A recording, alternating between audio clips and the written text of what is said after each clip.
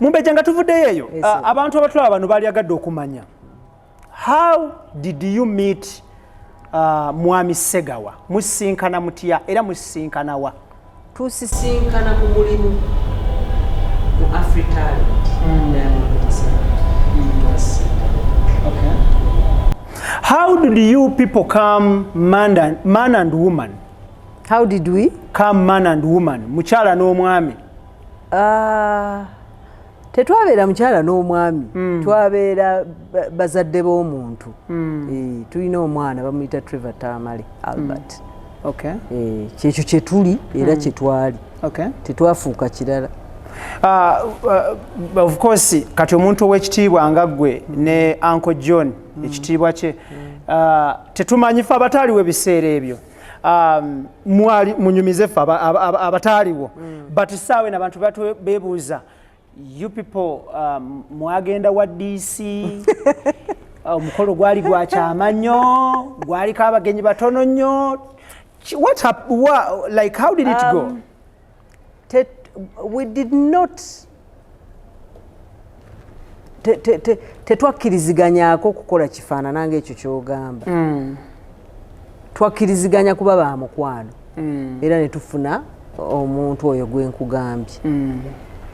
Tetwategekako nti tutegeke omukolo oba tuyite ab'eŋŋanda emikwano babijje babeewo because si kyekyali mu birowoozo byaffe mu kaseera ako. Tetwakikola kekyo. Tetwagenda wa DC, tetwabalyako mmere.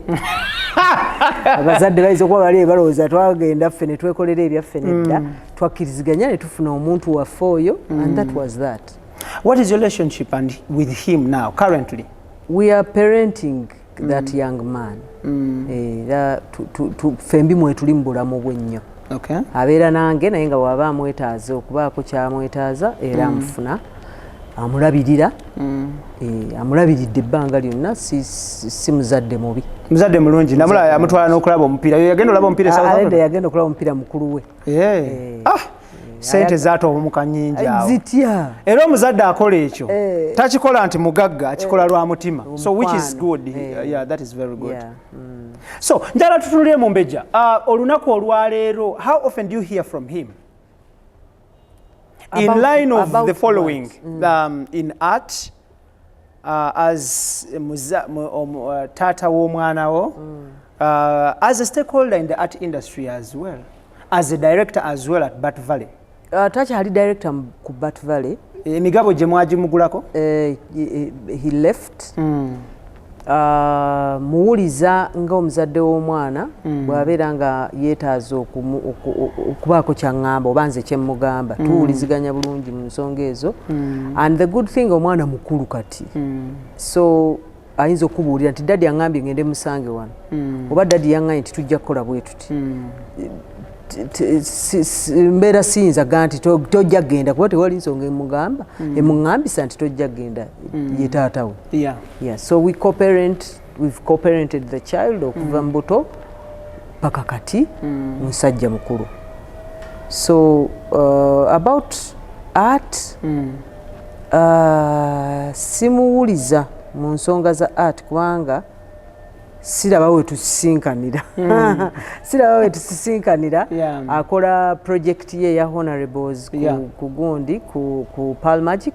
Nze nkola mbaga ku Pearl Magic. Mine is a reality show, his is a scripted thing, drama. So tetulina we tukwataganira kuga nti tuwanyisiganye ku birowoozo. Tuddeyoko ku album yo eyaliko Kikiyo Nvuma. Abantu baavaayo oluyimba olwo ne baluteeka ku mukyala bw'otajja kwogera linnya. Bwe bamuteekako oluyimba olwo omukyala oyo ne bagamba nti gwe nga songwriter watakudde obwongo n'otunuulira embeera zakuyisaamu ne neeyisaaye n'ogamba sijja nze kulumbira mu bantu, sijja kugenda ku TV nkuba enduulu, sijja kugenda kufuna balugambo b'amawulire, nze let me just write a piece nkwanukulire mu luyimba. Oluyimba olwo origini yaalwo ekisooka sinze muwandiisi waalwo nga bwe nagambye nti nkola kitono nnyo mu kuwandiika ennyimba zange. it is really rare okubanga okuwandiika emizannyo kunyangulira ne firimu naye okuwandiika oluyimba ndoza okuba siirina mukwano gwa nyimba ate si gwa nyimba gwa kuyimba kyenva mbanga sikisaako mutima mba ndowooza oba tebiteredde oba sibye byo ne lunnema okumala enyimba zemmaze ntono so nakugambye nalina ba iconi bange nga nkula Stella Nanteza was one of them and music wange bwogenda n'omutunuulira ojja kulaba nga themes ezisinga Stella yaziyimbako so waliwo oluyimba baali baluyita Mirabo I don't know if that was the title naye lwalinga luga Mirabo kimanyi bulungi nti Dani Sapa mubbe bwe lutyo lwalitambula and she used to perform it so well ku stage kati bwe nali Nabingo nakola ka script ke twazanyiramu bannaffe nga twakagenda mu S5 n'enyimba oluyimba olwo nga ndumayiminga mu kadrama ako so bwe natakulanga kati nga nkuze nga ntakula themes ngende kweriwa enenyumira abantu ngende kweriwa nenzijukira oluyimba olwo lwa Mirabo nti yali agamba oli nti Dani Saba mubbe okugenda okumumanya namusanga mwayawukana dda what not so Silver Kyagulanyi ebiseera ebyo ndoza yali ali wano ku Bat Valley I think ne mugamba nti njagala okunjiyizeeyo oluyimba nga luli mu kkowa eryo oluyimba in that line ne muyimbira luli olwa Mirabo oba yali alumanyi sijjukira ne mugamba njagala ekintu ekitambulira mu kintu ekyo kwamanyi abantu bamanyi bagalanye ebintu bya controversy onjiyizeeyo awo Silver teyali mubi ng'akwata luyimba ng'akulukuunya peeni ate yalwawo ng'aleeta nga nkwata kkubo nga ngenda waani wa Kiwuuwa Henry Kiwuuwa muno endi kandabe ebiseera ebyo bwe nayimbanga ennyimba nga Segawa muwulizaamu ko ku nnyimba nga ngenda kuyimba albamu eddako eriko luno luno oluyimba lulungi lulungi kale nga ngenda nga nyimba albamu yange musera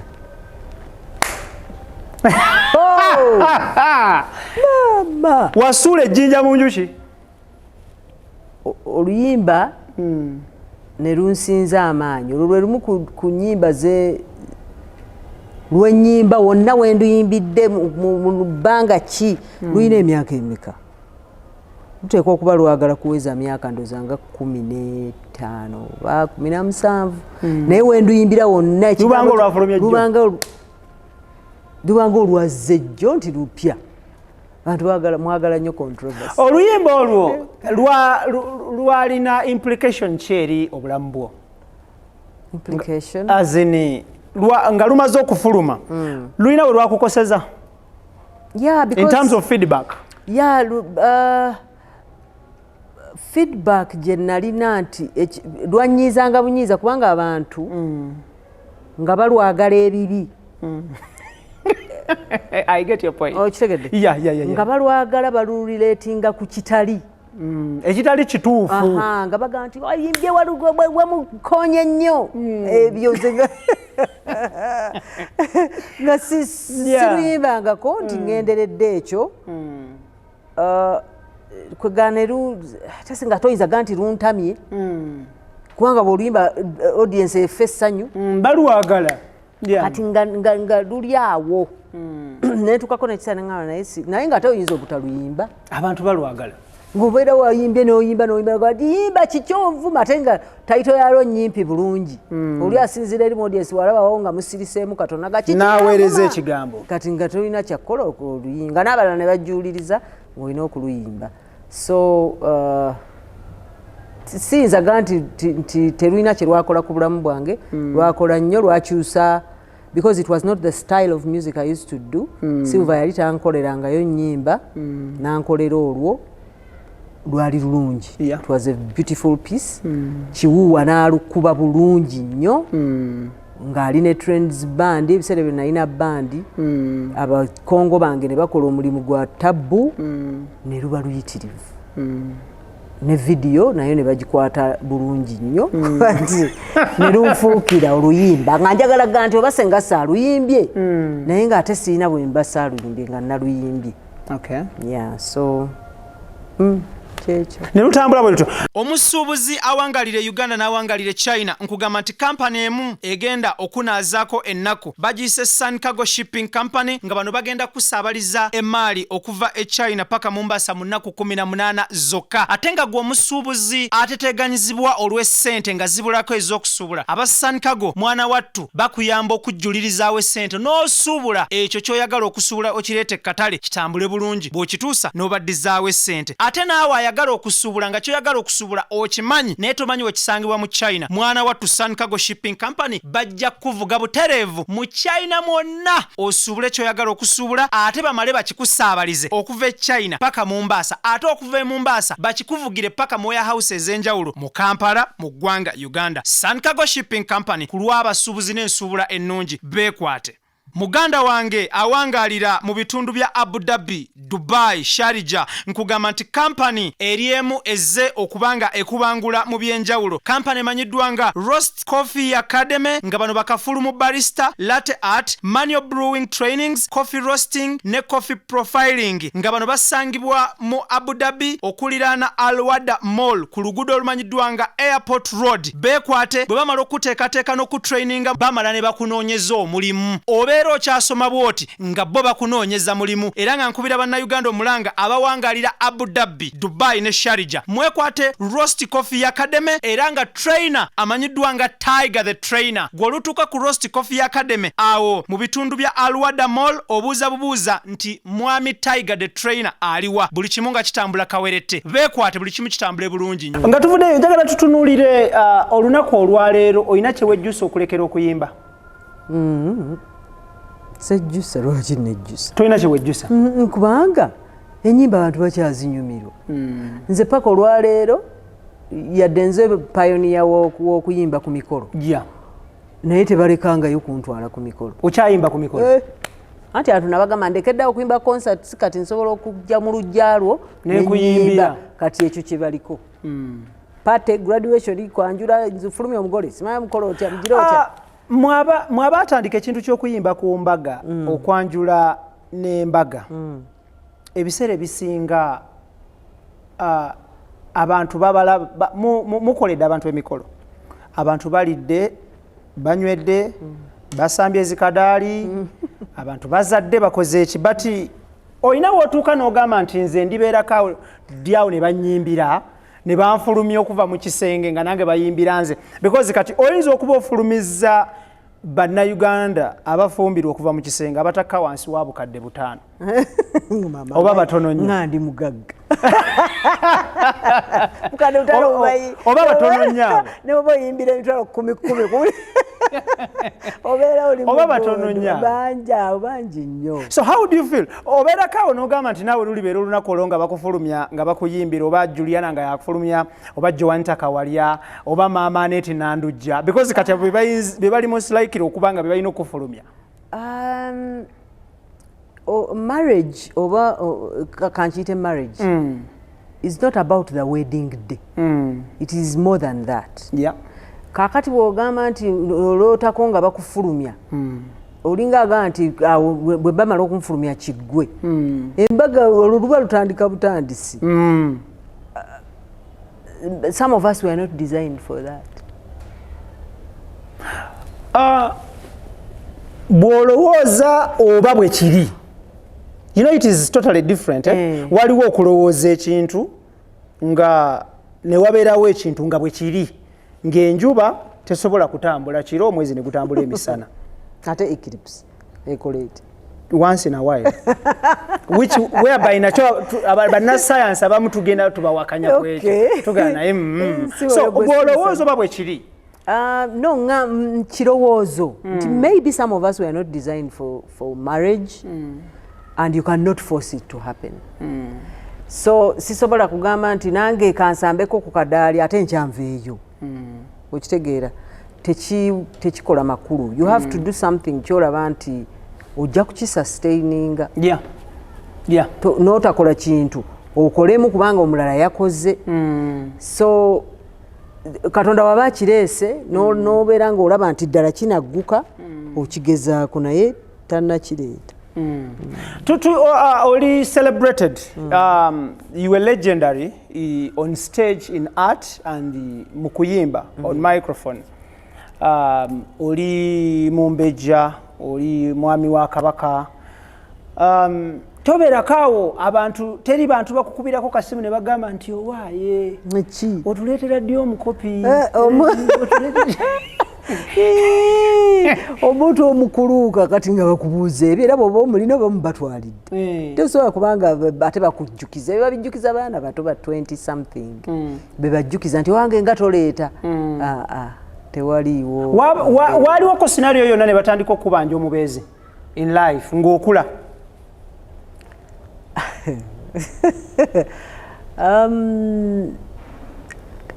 Kino sitera kukyogera naye maybe osanga kina kakanya curiosity yo. N'abantu bali not particularly me. Yeah. I was once married to somebody nga bwe tuli nti amanya tugaleka. Yeah, definitely. Tujja galeka. I was once married for some time to somebody and we got our differences ne tukideka. So maybe olwokuba tetwafuna mwana kiyinza okuba nga abantu balowooza nti entandikwa yali ya ono gwe bamanyi ow'omwana. So tewaliwo ewaffe muntu ayinza kuŋŋamba nti no nga totuleetera oba wabaaki taliyo because baalabako. Exactly. Wow, that is very good. Yes. Tutunulire abatutumufu.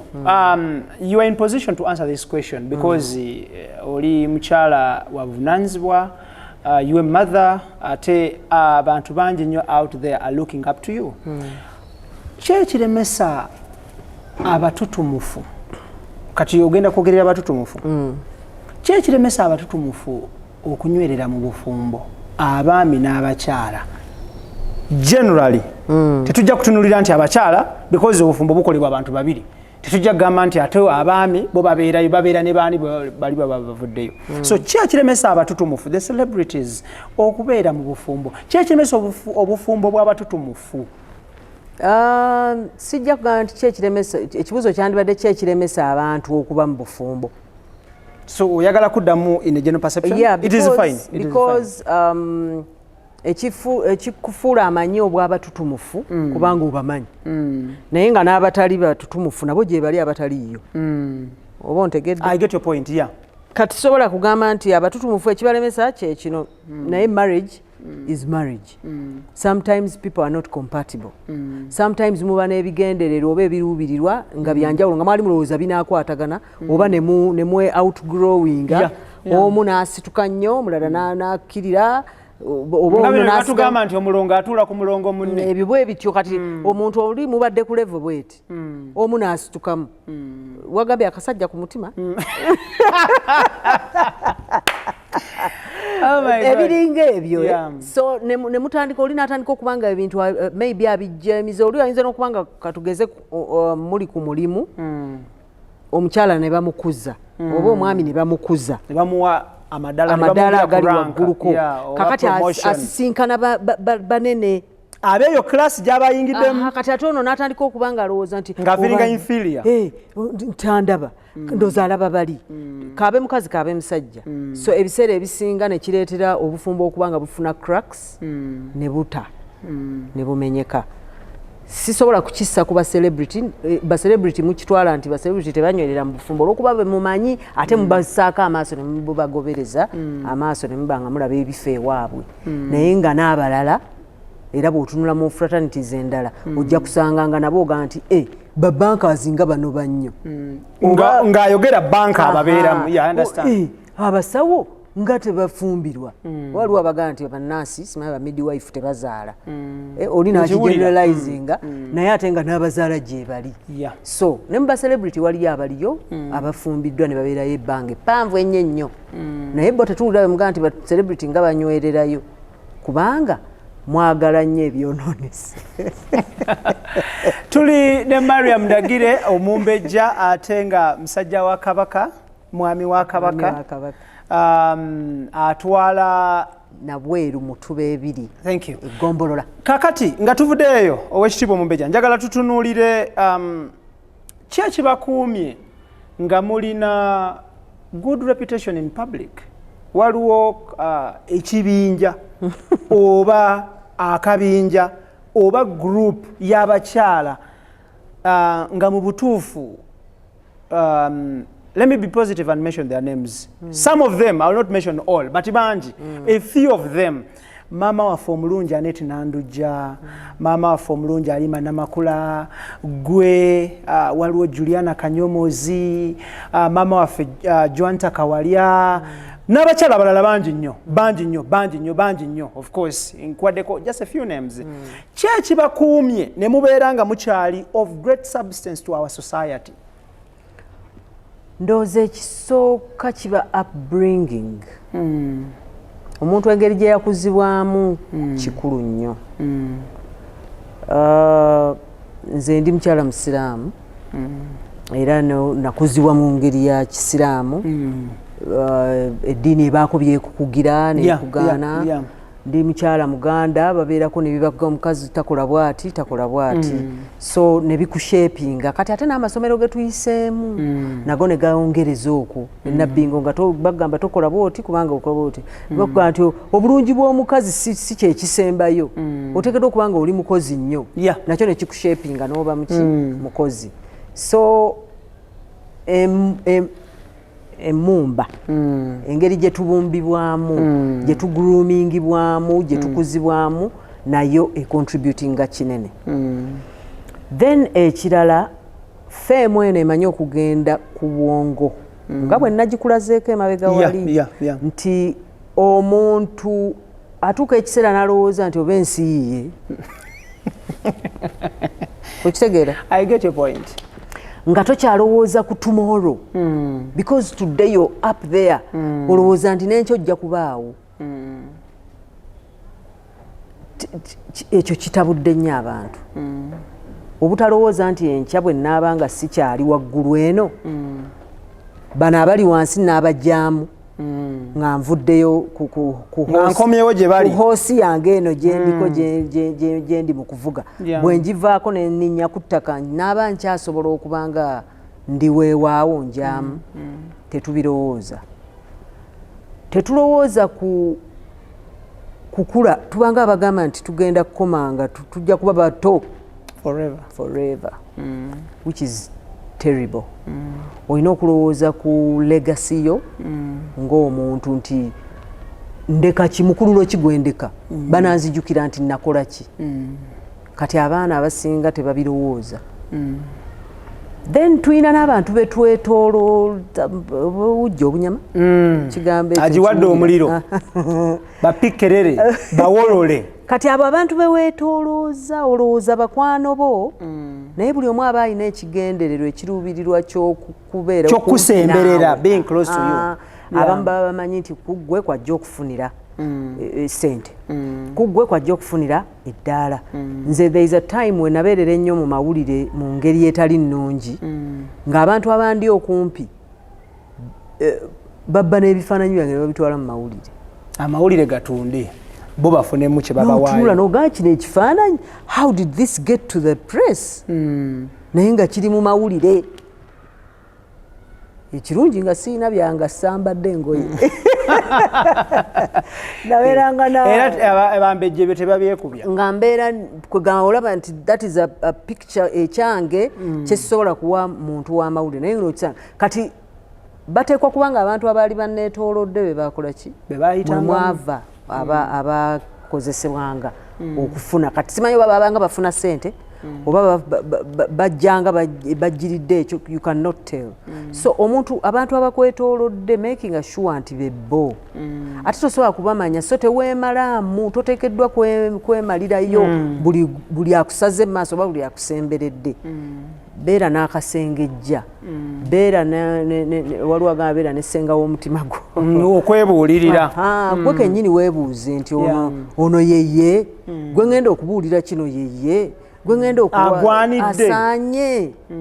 Bw'oteebuuza bibuuzo ebyo osobya ate oluusi bw'osobya n'otamanya nti osobezza oyongera okusobya omuganda ga nti owaki ow'empaka akunama ebiri olugero olwo n'empaka za bwe bityo engero ezo so abaganda tebaali balalu okugamba bwe batyo naye bw'obanga ofunye ensobi ekujjidde kiba kikwetaagisa okuba nga obamwegendereza ku mulundi omulala obutabeera nga okiddamu kati ebyo ebintu ebiringa ebyo bamanagers abo abamanaginga abaana simanyi what they do kubanga baba bateekeddwa okuba nga babamanaginga mu ngeri zonna so si their image off and on and off stage kubanga gwe kyofunamu ssente naye ate kati bw'omuleka n'ayonoona image onaalyawa landooza ye abajja kulya kwaddako so it is not nice bamanager nabo beetaaga beetereeze bayambe abaana bano kubanga ebiseera ebisinga abantu abo baba bato abaana abo abayingira mu industry baba bato baba confused baba every wrong thing aba yeetaaga okumuwumbawumba katukole ku ssente kati ninjo tukomewo tovaawo thank you so much Mumbejja njagala tutunuulire Mariam Ndagire and the media. How has the media treated you? Okuva lwe wajjayo omutwe bwotyo okumanyikwa mu nsi muno. Today okutuusa today wenkusangidde. How has the media treated you? Media has not been very bad to me. Waliwo ekiseera we yali eringa eyagala okuba embi gyendi naye ndowooza nga bakola ssente zaabwe. There is a certain paper gyesijja kwogera linnya. Of course. Nga bo bamanyi n'okuteekawo ekifaananyi kyange nga tebalina kye bagamba. Ne bateekawo ekifaananyi kyange. Ne bagattirira emboozi. Ne bagenda maaso. Omuntu naga nakulayo kungulu nga nti ekiri munda kikwata ku kino ekiri kungulu kikwata ku ganza okuyingira mudanga tisi gwe bagamba. Then someone told me nti buli mawulire ndowooza oba mu kiseera ekyo bwe baakolanga they had their queens and kings abantu bwe baagala okulaba nti kati waliwo ekiseera bwe babeera nga gwe queen waki nga gwe batundira olupapula kati nga they have to find something to write about you.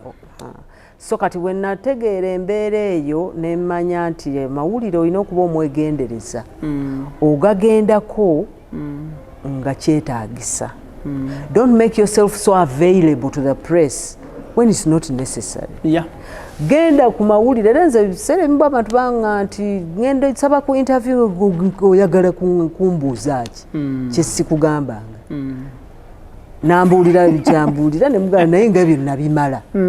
So kati gwe you have a new audience which I don't think has had me. Thank you.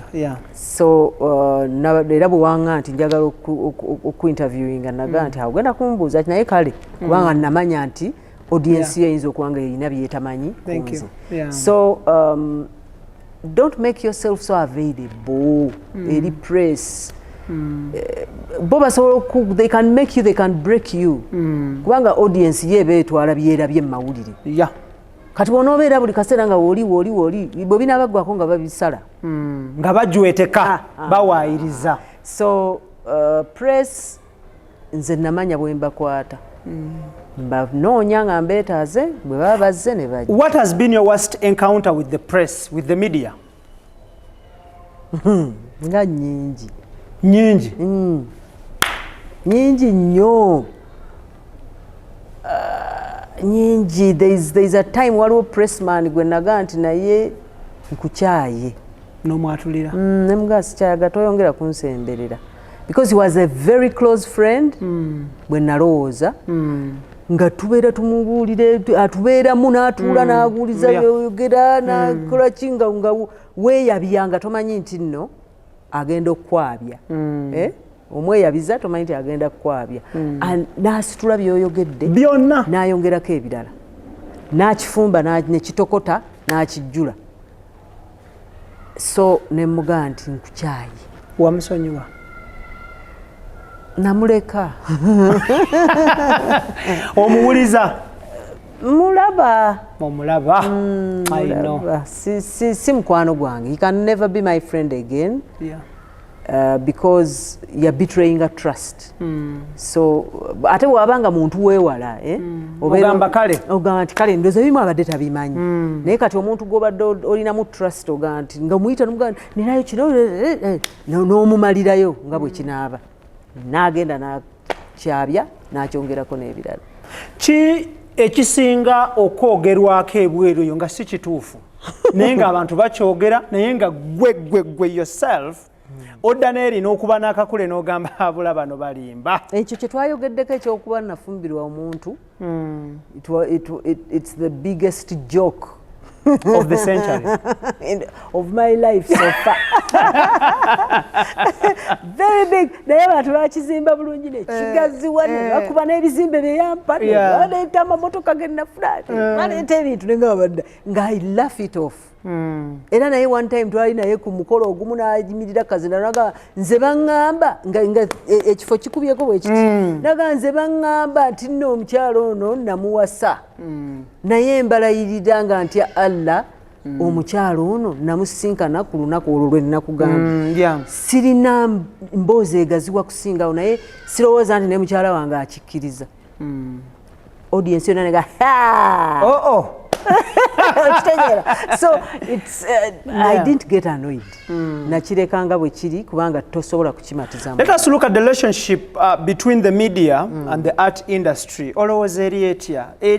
How has the press treated the art industry and how has the art industry ekolaganye ne media?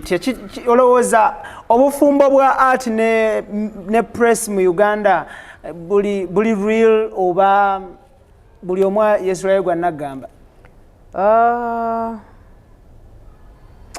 Nyinza byanjawulo mu buli scenario kugamba si awamu kiba kirungi ng'olaba abantu abamu bakola nga bwe bateekeddwa okukola abalala ne ba-abusinga ku sayidi zonna either way n'olaba nga press yandibadde ekola bulala n'ekola bulala n'olaba nga artist yandibadde akola bulala n'akola bulala so tebunnatereera simanyi oba ani atannategeera kyalina kukola ku ffenna oba artist oba pressman I don't know naye nga waliwo ekitannabagatta bulungi. Okay.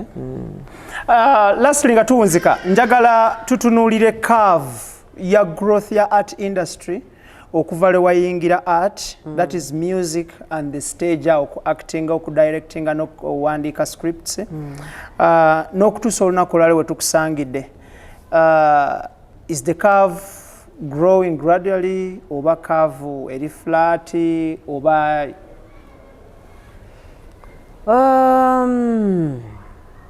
fluctuating kubanga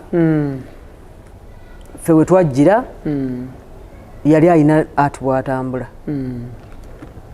na mbiseera we twajjiramu nga ndowooza oba kadongo kamu ye hit like ye big thing ne tujja ne tubeeramu mu theatre ne boominga ne tugibeeramu ne tuba nga tuvudde mu kukozesebwa ne tukozesa neesituka nnyo theatre nebeera very big music najja music n'agaziwa ate ye n'ayitawo nnyo n'abanga alidde theatre kati film zizze kwegamba kigenda kiteevuunya yambuka nekkirira nekka naye kati ate covid naye n'atukola obutali bulungi kubanga restrictions zaasukka lockdowns zikoze bubi nnyo art industry nnyo simanyi bwe tunaakivuunuka lwakuba nti we are creatives era tweyiiya naye nga it has hit us really hard. Omusuubuzi awangalire Uganda n'awangalire China nkugamba nti kampani emu egenda okunaazaako ennaku bagiyise Sun Cargo Shipping Company nga bano bagenda kusaabaliza emaali okuva e China paka Mombasa mu nnaku 18 zokka ate nga gwe omusuubuzi ateteganyizibwa olw'essente nga zibulako ez'okusuubula aba Sun Cargo mwana wattu bakuyamba okujjulirizaawo essente n'osuubula ekyo ky'oyagala okusuubula okireete katale kitambule bulungi bw'okituusa n'obaddizaawo essente sente ate naawe ayagala okusuubula nga kyoyagala okusuubula okimanyi naye tomanyi wekisangibwa mu China mwana wattu Sun Cargo Shipping Company bajja kuvuga butereevu mu China mwonna osuubule kyoyagala okusuubula ate bamale bakikusaabalize okuva e China paka Mombasa ate okuva e Mombasa bakikuvugire paka mu warehouse ez'enjawulo mu Kampala mu ggwanga Uganda. Sun Cargo Shipping Company ku lw'abasuubuzi n'ensuubula ennungi beekwate. Muganda wange awangalira mu bitundu bya Abu Dhabi, Dubai, Sharjah nkugamba nti company eriemu ezze okubanga ekubangula mu byenjawulo. Company manyiddwa nga Roast Coffee Academy nga bano bakafulu mu barista, latte art, manual brewing trainings, coffee roasting ne coffee profiling nga bano basangibwa mu Abu Dhabi okuliraana Al Wada Mall ku luguudo olumanyiddwa nga Airport Road. Beekwate bwe bamala okuteekateeka n'okutraininga bamala ne bakunoonyeza omulimu. Okyasoma bwoti nga bo bakunoonyeza mulimu era nga nkubira bannayuganda omulanga abawangalira Abu Dhabi, Dubai ne Sharjah mwekwate Roast Coffee Academy era nga trainer amanyiddwa nga Tiger the Trainer. Gw'olutuuka ku Roast Coffee Academy awo mu bitundu bya Al Wada Mall obuuza bubuuza nti mwami Tiger the Trainer aliwa buli kimu nga kitambula kawerete. Beekwate buli kimu kitambule bulungi. Tweyanzege owekitiibwa Mumbejja nsaba tutandikire ku project gye twasembayo okukola wano eyali graduation ya bayizibo n'essomero lyo okutwaliza wamu. Kululi it was a brief twabalagako mukolo nga gugenda mu maaso but information esinga abantu bagibuuza mu comments awo ne ku email yaffe tufunira feedback from the audience nga beebuuza bagala kumanya about the school ebisale by'essomero lisangibwawa ojawa inspiration okutandika such an institute wafuna kusoomozebwa ki ng'otandika such an institute n'ebigwa mu kkowe eryo. Essomero kantandikire ku liyitibwa litya? Somero lyaffe baliyita MARIAM NDAGIRE Film and Performing Arts Center. Tusomesa ba performing artists ne ba filmmakers. Omanyi osobola okuba filmmaker naye nga toli performing artist. Tugeze omukozi wa documentary. Oba akwata embaga. Si performing artist naye ate nga filmmaker. So tusomesa abantu ba performer omuli abayimbi abazinyi zonna aspects za music dance and drama kubanga nze ndi alumni wa Makerere University MDD department. So tusomesa ebyo byonna ne tugattako ne film. So abantu abo tusomesereze ebbanga panvu nga government tennatuwa lukusa lutikira ku recognizing documents zaffe. Naye mubadde mwafuna olukusa olubakkiriza okuoperating? Kubanga ekyo tewali akikugaana. You can operate. Naye olutikira oluwa ebbaluwa entongole ne government gyemanyi tubadde tutayinanga tukuwanga aze mu workshop yaffe because trainings zaffe zibadde nga workshops. So ebanga certificate of attendance? Participation. Kati ezo nga tuzigaba naye nga omuntu aba yandyetaaze okuba n'ebbaluwa entongole gy'asobola okutwala nti ne bw'aba agenda kwesimbawo asobola nti this is what I have njaga kwesimbawo kukulembera bantu. Ekyo tubali tetukiina. So DIT neewuliriza Directorate of Industrial Training. Yes, neewuliriza kuba eri wansi wa Ministry of Education. Lwaki twagenda mu DIT kubanga abantu baffe tetubabuuza nti wasoma paka wa. Talent Katonda yagigaba agituteekamu. So tosobola gamba muntu nti wasoma okutuuka mu S4 yasobola okuzannya oba wasoma okutuuka wano yasobola kino. So omuntu kasita abanga munda mu ye awulira ayagala okuba kino ffe tumuyambako okubanga akibeeramu mu bulambulukufu. Ne tumupolishinga ne tumuwulira the do's and don'ts. Togenda wano toyita wano bw'oyita wano osanga kino kubanga abantu basinga benkola nabo tuyise tukulidde mu industry ne ya performing art. Then film yo tuba omuntu twandyetaaze abeere ng'amanyiko at least ku computer. Ng'alina basics za computer. Ng'asobola okutambuza mouse, asobola okusitula ekintu n'akisuula ku timeline nga bwe kibeera kyetaagisiza kubanga oli bw'aba filmmaker tuba tumusuubira okuba nga asobola okukwata kamera n'agikozesa mu butuufu bwayo n'akwata ebifaananyi n'asobola okweditinga ng'ate ne sound amukutte. So filmmaker oyo owa film crew tuba tumusuubira okuba nga alina basics ezo. Naye bw'oba actor akasita oba nga osobola okujja ne weekiririzaamu n'otulaga ky'olinawo tusobola okupolishinga nekifuuka even better than ky'olinawo. Abantu abalyagadde okumanya institute eno oba institution eno emazeewo emyaka emeka to date wetwogerera ssaawa eno? Tubaddewo okuva mu 2010 kubanga mu 2007 mwe nakolera firimu yange eyasooka nenkolanga ffenna tuli mu kweyiiya ne be nakola nabo crew cast bonna nga tetumanyi kye tukola naye nga tunoonyerezaako ekitonotono. Nze ng'omuwandiisi nalinga muwandiisi wa theatre kati transitioning from theatre to screen nga kyetaagamu research. Ne nkola research yange netegeera how to write a movie nemanya how to direct a movie nga nkola research online. Then nemala nefuna abantu benakolako nabo ku WBS nga tukwata ensi 5 oba oyinza okuba toli wa mulembe gwa nsi 5 nagirabako.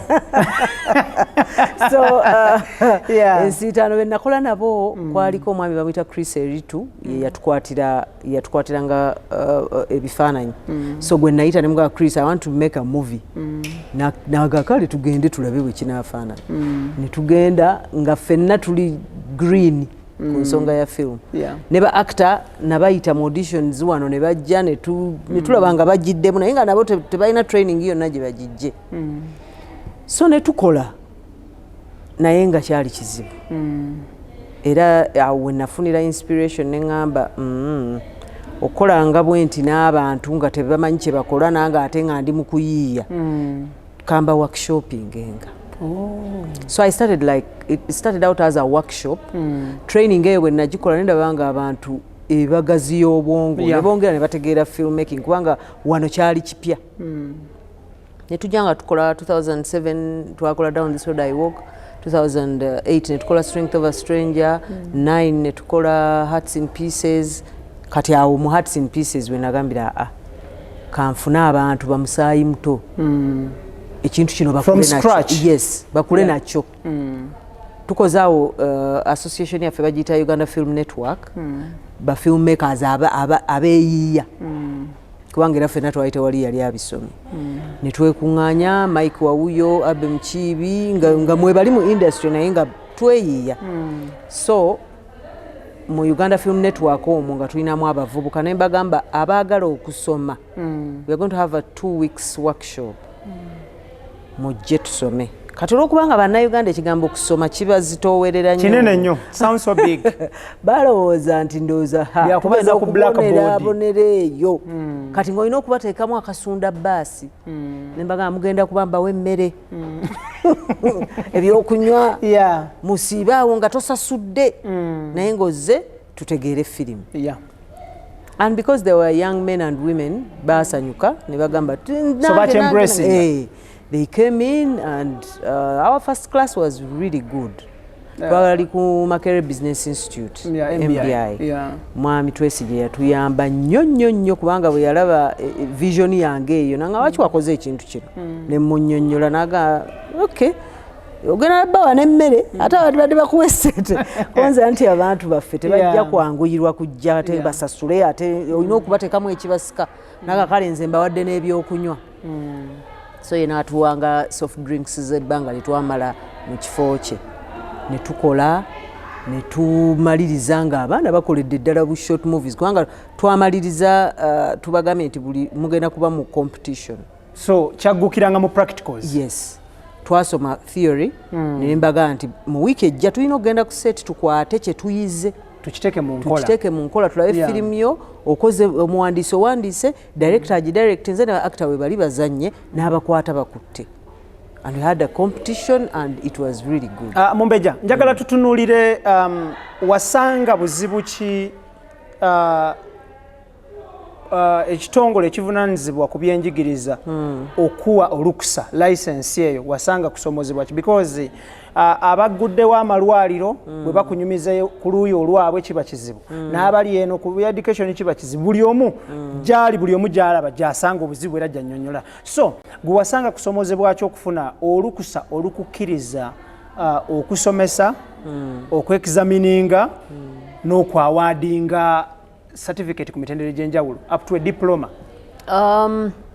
Mu ntandikwa twagenda mu ministry nina brother wange Dr. Professor Makerere Dr. Kintu Isma yanga nti kintu kino kyokoze kirungi ate kinene tuleme kukiteeka mu training ya workshop just wekityo kigweraawo. It's something ekyegenda okuempowering abantu babeere nga basobola okuyimirirawo ngene career yaabwe. Tugende mu ministry netugenda mu ministry netubabuulira vision yaffe tugamba write a proposal netugiwandiika ne batugamba ekifo kyammwe kiriwa kofe ku Bat Valley Theatre nti musomesezaawo abantu tubagamba nti mu Bat Valley Primary School mwe tusomeseza abantu ne batugamba nti omwami gwe twasisinkana yatugamba nti tetusobola kubawa license nga muli mu ssomero lya gavumenti mwe musomeseza ate nga muli private institution ne tubagamba naye we conveniently we tusobola okukolera ne bagaana. So ekyo nebanga yehado eyasookera ddala neŋŋamba kyensomesa tekitwala kifo nti bwe mba siina kifo sibajja kuyiga soka ŋŋende mu maaso and I went on ne sigala nze nga nsomesa abantu bange nti ne bwe mbeera nze nkulina ku lubalaza nkusomesa n'obanga ekikulu kumuteekamu knowledge and skills kintu kigenda mu bwongo siga nti wootudde kyekikulu ne tugenda mu maaso kati eno opportunity eya DIT we yatuukira mwami Ddamba n'aŋŋamba nti opportunity eno weeri kubanga bano actually baali bampise mu workshop eya baagala okuteeka ku syllabus abaana asoma mu O level watuukira mu S3 okutula ebibuuzo bya S4 ng'asobola okufuluma nga performing artist.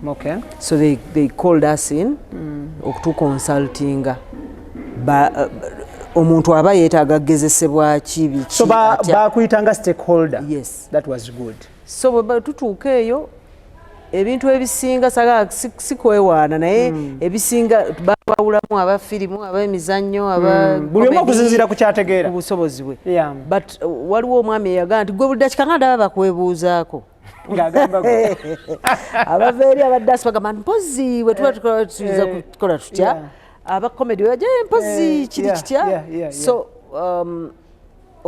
omwami omu saga mwita muvubuka yadde muvubuka gyendi Male Musa mumanyi n'abagamba nti oyo nno ne bwe mulaba tumwebuuzaako alina institute ye mwasomeseza abantu ba film and there are very many people abali mu industry ya film ne performing art abavudde mu ye abasinga kufe wano bwe mulaba tuli wano kubanga tuyise mu mikono gye ne bamugamba alina institute ye etya nga tetugimanyi.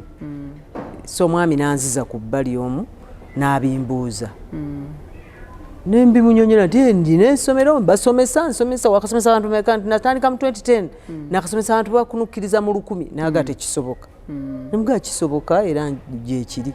So bwe twamalira workshop eyo nga batugambye nti alina institute jangu ku directorate ojje otulage ebintu bye bobitambuza tulabo batukuwa assessment center osobola okufulumya abantu officially nga tubamanyi. Nze nabukeereza nkokola neŋŋenda ku Monday nga workshop yawedde ku Friday ne baŋŋa nzijuza ebintu nga buli kimu kirina syllabus eriwa kino kiriwa n'obijjuza ne bampa certificate there and then. Tutunulire olwaleero bwe basoma because event esembyeyo wano twakulaba nga you were awarding certificates and diplomas. Yes. Tutunulire wakafulumya abali ku mutendera gwa diplomas graduations meka graduation ezaffe ngaffe tubadde tufulumya buli mwaka before the certificate. Yes, before the DIT tubadde nga buli mwaka tulina betufulumya from 2010. So abo badde bawadinga ngotya ngamba wa certificate zange nga bwe nagambye nti participation certificate is a training eyo era nga bwe bagenda nazo mu field eyo gye bagenze bafuna emirimu. Wow, that is good. Kubanga nina abakola ku NTV nina abakola ku Bukedde nina abazanya mu projects ennene ez'amaanyi so zibadde zigasa nga ndowooza n'abazi receiving eri bwe baguulira nti avudde wa Mariam Ndagire kubanga balinako be balabye nga bavuddeyo ne babeera nga bagasizza. So kati right now kyetutandise olwokubanga kati tulina okubanga abantu bayimu emitendera omuntu asoma omwaka naye nga mu mwaka ogwo tutemamu emirundi 3. That is a quota system. Quota kale katugambe quota term system, quota system. Yeah, kuba quota mbandowooza oba gyandibadde emeka ina. Okay. Yeah. So omuntu bw'asoma first term aba ali ku level 1 abaayo ne byata nasoma so osobola okugamba nze mu myezi 3 maze tukuwa certificate yo eyakyo osomye ekyo ku byonna oba ozannya oba owandiika oba oli film crew bwe tugenda ne weeyongerako taamu endala tuba era abalina kyeyongeddeko. Then bw'omalako omwaka awo oba oliibwa diploma. So certificate diploma yo ya mwaka. Yes sir. Ekibuuzo kiri a bit funny but people want to know. Omuntu asookerwako okuyingira mu institute yo ayingira ayina buyigirize ki asookerwako? Tewali. N'atalinnyayo? Tewali. Ne bw'aba wa mugigi? Tewali kye tukusaba. Ffe tetugenda kugamba leeta bino so wasoma wa biki kasita otuuka n'otugamba nze nzize kusoma kuzannya. Mwetaaga muntu ng'alina sound mind ategeera.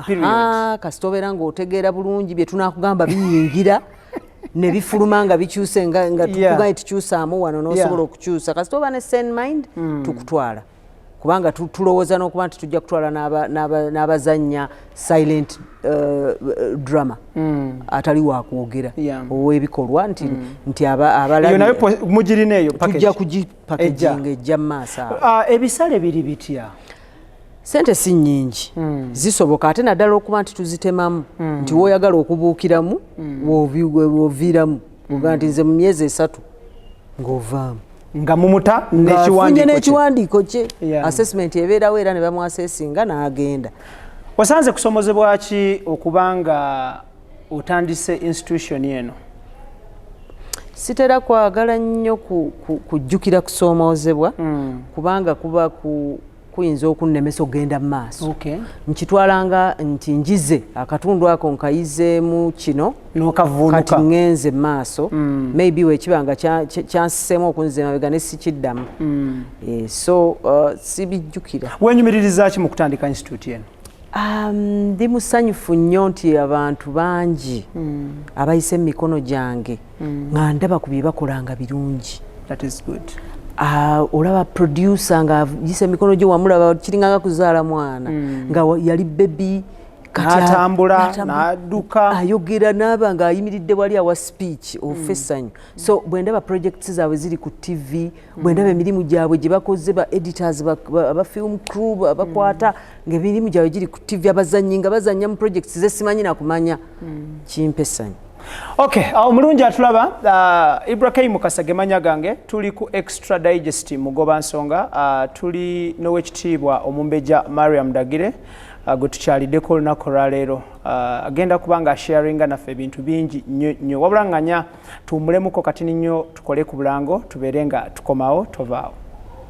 Omusuubuzi awangalire Uganda n'awangalire China nkugamba nti kampani emu egenda okunaazaako ennaku bagiyise Sun Cargo Shipping Company nga bano bagenda kusaabaliza emaali okuva e China paka Mombasa mu nnaku 18 zokka ate nga gwe omusuubuzi ateteganyizibwa olw'essente nga zibulako ez'okusuubula aba Sun Cargo mwana wattu bakuyamba okujjulirizaawo essente n'osuubula ekyo ky'oyagala okusuubula okireete katale kitambule bulungi bw'okituusa n'obaddizaawo essente ate naawe ayagala okusuubula nga ky'oyagala okusuubula okimanyi naye tomanyi wekisangibwa mu China mwana wattu Sun Cargo Shipping Company bajja kuvuga butereevu mu China mwonna osuubule ky'oyagala okusuubula ate bamale bakikusaabalize okuva e China paka Mombasa ate okuva e Mombasa bakikuvugire paka mu warehouse ez'enjawulo mu Kampala mu ggwanga Uganda. Sun Cargo Shipping Company ku lw'abasuubuzi n'ensuubula ennungi beekwate.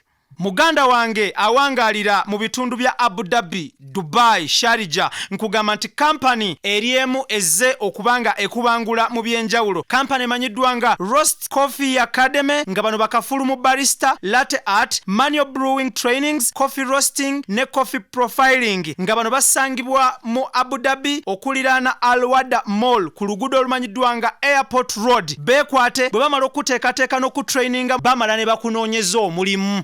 n'olero okyasoma bwoti nga bo bakunoonyeza mulimu era nga nkubira bannayuganda omulanga abawangalira Abu Dhabi, Dubai ne Sharjah. Mwekwate Roast Coffee Academy era nga trainer amanyiddwa nga Tiger the Trainer. Gwolutuka ku Roast Coffee Academy awo mu bitundu bya Alwada Mall obuuza bubuuza nti mwami Tiger the Trainer aliwa. Buli kimu nga kitambula kawerete. Beekwate buli kimu kitambule bulungi. Waliwo ensako gye boogerako from the central government ya eri art industry.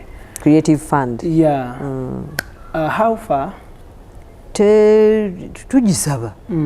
Art agenze acrossinga from ebikaali nadda ku TV. Case in point gw'omu ku bannayuganda abali okukola obulungi ku Pearl Magic TV. Yes, sir.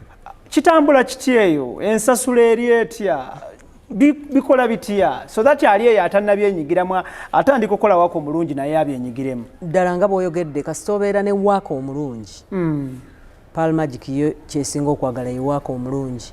Tesosola mu ggwanga, tesosola mu nti omazeemu bbanga ki mu industry. The moment you have good work, good work speaks for itself, baba bamutwala. So and it's the way to go. Amaaso g'abantu oba eyeballs zadda dda kati ku screen tezikyali mu kugamba nti bajja kugenda mu theatre zizino bazigadde nawo tebajja kugamba nti balinda concert ebintu ebiringa ebyo. So abantu bakole nnyo projects eza TV tufune sente ate tulyoke tukole ebigaziko okusinga. Okay. Yes, sir. Project ya Tendo Sisters eri etya?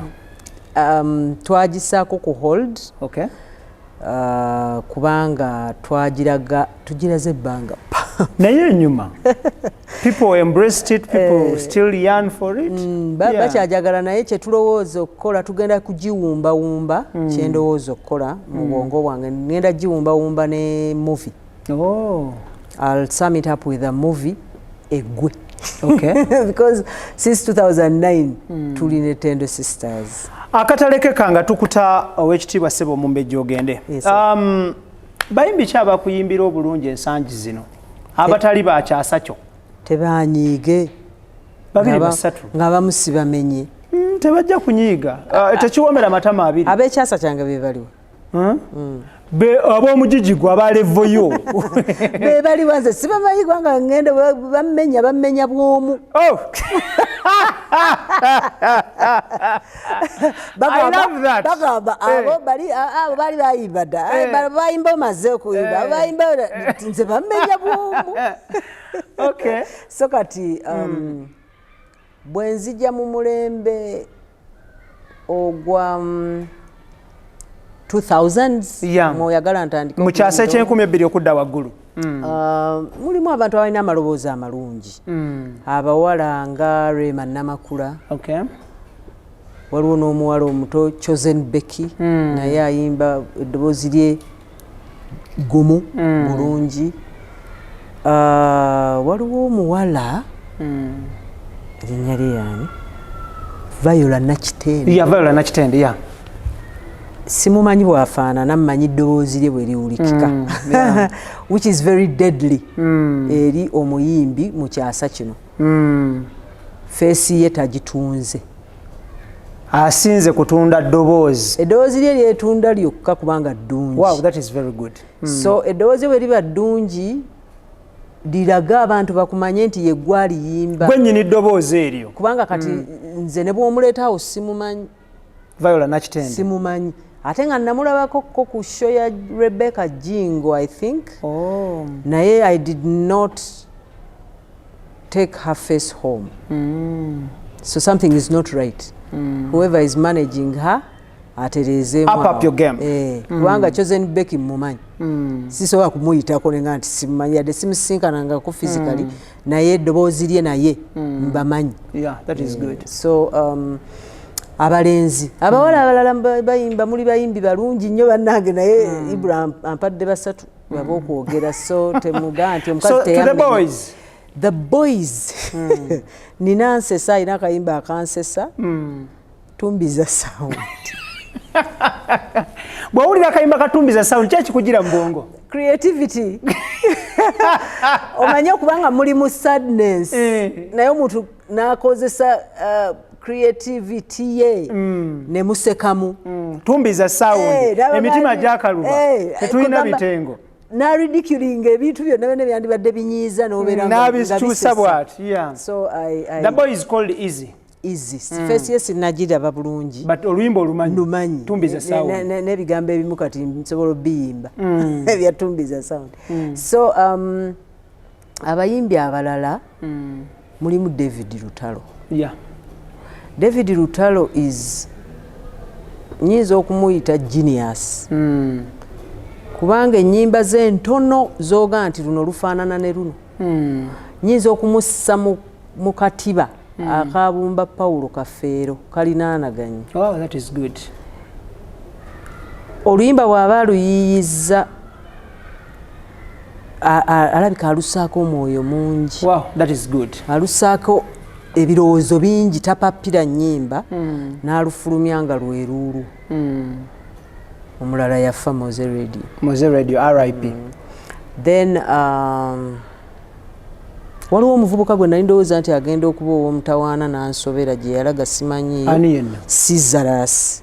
Caesarus, oba aliwa oba yaddayo ku ssomero.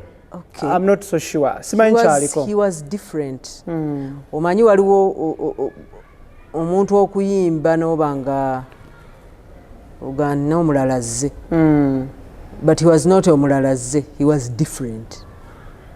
And we needed that kind of sound for a new generation of Ugandan music. That is good. Naye kati simanyi ate tewaliwo mulala.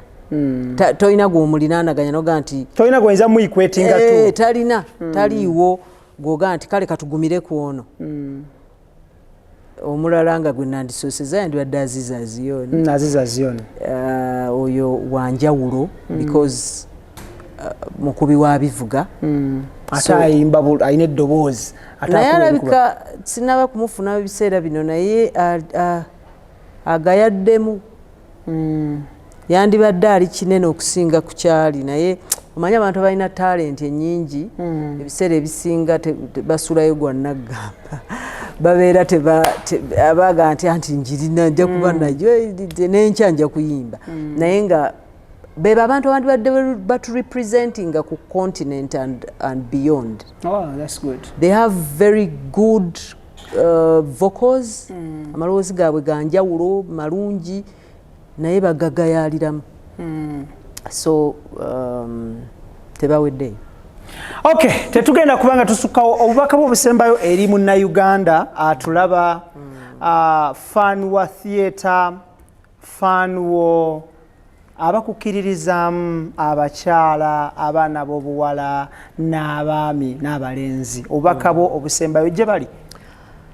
Abawagizi baffe aba entertainment industry mbebaza muleze bangi nnyo ku ffe abamu twayingira mu bintu nga tetumanyi gye tulaga naye ne mutugumiikiriza ne tuba nga weetuli paka kati mukyatuwagira abamu mukuze mutulaba naye temutukoowanga mukyayagala bye tukola n'okutulaba mwebale.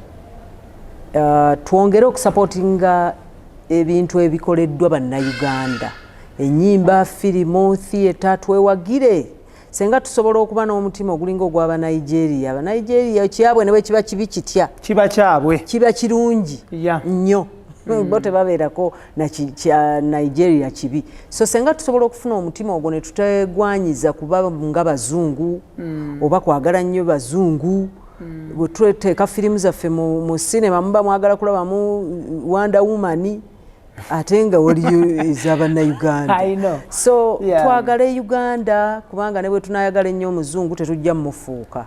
Twagale nnyo ebikoleddwa mu Uganda tubiwagire tuweereze feedback mutubuulire ti IBRAH tokoze bulungi tusobole okuba nga tukyusa tutereeze naye nga mwebala okutuwagira abawagira tubamanyi nti gye muli mutwagala bannaye mwongere okutwagala naye mutwagale nga temusunguwala kuba bwe musunguwala oluusi muva mu mbeera ne mututiisa. Mutwagale nga bwe tubaagala. Okay, njagala kusooka nakwebaza ku okumpa omukisa okumpa interview Nsiimye nnyo nkikwebaliza nnyo nsaba Allah akuddizeewo wojje n'obudde bwo abugazi abu evaluating abwongereko obudde bwompadde olunaku lwaleero n'okumpa opportunity okuwayamuko naawe on camera in my career. It is a big milestone in my life and my career. So nebaza Allah naawe nenkwebaza okubanga okkiriza okukola nange interview. Then to all those ones mwenna abasigadde abawagira works za Mariam Ndagire mwenna mwebale nnyo mwebalire ddala, and to those ones ababadde bampereza messages ku email. I know waliwo omukyalo omu wali oyagala nakuyomba buyombi nenkugamba munange it takes time. Hopefully olwaleero ojja kubanga otoninga down tuzeemu okusabako. Then to the team, Idris Lukwago, Daniel Mugoya, Keith Kanabi, nga kotadde ne Tony Senablia, thank you so much. To the fans of this beautiful channel, namwe mwebale nnyo mwebale ddala. To the sponsors, thank you so much, mwebale nnyo mwebale ddala. IBRAH Mukasage manya gange, mbagaliza ekiseera ekirungi, ow'ekitiibwa Omumbeja Ssebo tweyanze nnyo tweyanzeege. Amina. Tojjanga okwo Mukama Katonda akuume. Amen. See you next time. Assalamu alaikum wa rahmatullahi wa barakatuh. Mbagala nnyo mweraba.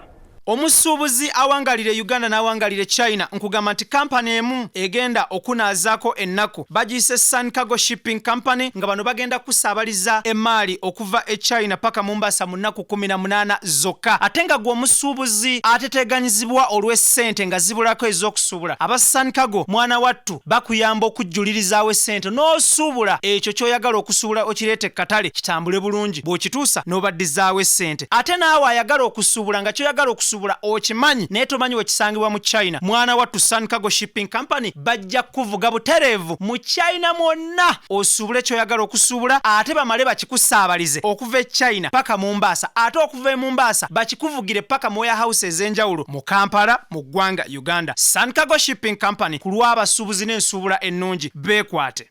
Muganda wange awangalira mu bitundu bya Abu Dhabi, Dubai, Sharjah, nkugamba nti company eriemu ezze okubanga ekubangula mu byenjawulo. Company emanyiddwa nga Roast Coffee Academy nga bano bakafulu mu barista, latte art, manual brewing trainings, coffee roasting ne coffee profiling nga bano basangibwa mu Abu Dhabi okuliraana Al Wada Mall ku luguudo olumanyiddwa nga Airport Road. Beekwate bwe bamala okuteekateeka n'okutraininga bamala ne bakunoonyeza omulimu. Obeera okyasoma bwoti nga bo bakunoonyeza mulimu, era nga nkubira bannayuganda omulanga abawangalira Abu Dhabi, Dubai ne Sharjah mwekwate Roast Coffee Academy, era nga trainer amanyiddwa nga Tiger the Trainer. Gw'olutuuka ku Roast Coffee Academy awo mu bitundu bya Al Wada Mall obuuza bubuuza nti mwami Tiger the Trainer aliwa, buli kimu nga kitambula kawerette. Beekwate buli kimu kitambule bulungi.